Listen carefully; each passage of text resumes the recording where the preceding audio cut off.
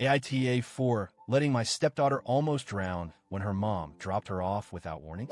I, 31F, live in a house that's currently undergoing renovation, so I'm back and forth between living there and staying elsewhere. It's my home, and I usually live alone when I'm there.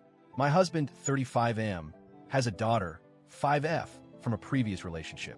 She's sweet, and I've always tried to build a good relationship with her, though we're still getting to know each other. This incident happened on a Saturday. I had just come back to the house around 6 p.m. My husband called to say he was stuck at work and asked if it was okay if his ex dropped off his daughter at our place, since he couldn't pick her up. I said sure, no problem. I was expecting them to arrive soon, so I just chilled in the living room and turned on the TV. By 8 p.m., I hadn't heard anything. No knock, no doorbell, no text. I just assumed they were running late or plans had changed. That's when my dog started barking and ran to the window facing the backyard. I got up to check and noticed the pool water was rippling in a weird way. When I went outside to see what was going on, I saw her. The little girl was floating in the pool, unconscious. My heart stopped. I didn't even think. I jumped in, pulled her out, and saw that she wasn't breathing. I started doing CPR and called the ambulance while trying to revive her. It was the most terrifying moment of my life. Thankfully, the ambulance arrived in about 10 minutes, and they were able to resuscitate her. She was taken to the hospital, and by some miracle, she made a full recovery. But that's where the chaos really started.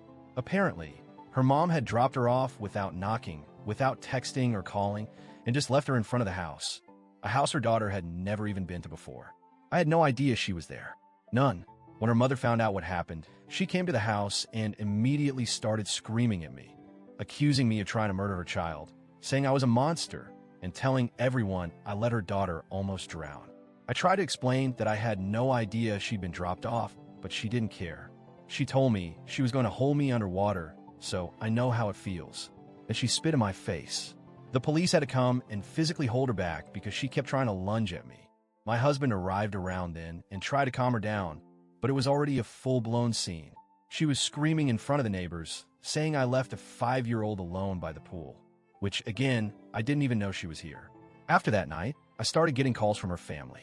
Her dad, her sister, even people I didn't know, yelling at me, accusing me of being a danger to the child, threatening to take legal action, and saying things like you shouldn't be allowed around kids.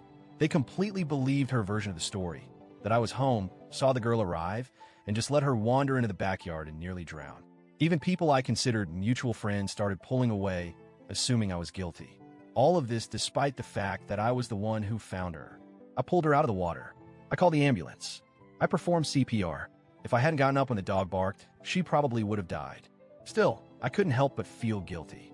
I started asking myself, did I screw up? The backyard has a gate, and it's usually locked, but I'd left it unlocked that day because of the renovation work.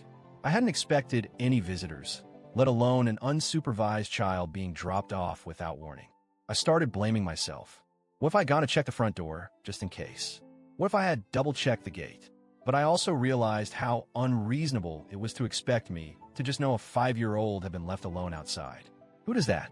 After a few days, I stopped beating myself up and started getting angry. I made a mistake with the gate. Yes, but that doesn't justify what happened afterward. The threats, the screaming, the defamation. I wasn't even given a chance to explain myself before people painted me as a monster. I sat down with my husband and laid out some boundaries. I told him I wasn't comfortable being around his ex, and I wouldn't tolerate her ever stepping foot on my property again unless he was there. He agreed. We're now working on getting stricter custody terms in place, including supervised drop-offs and better communication.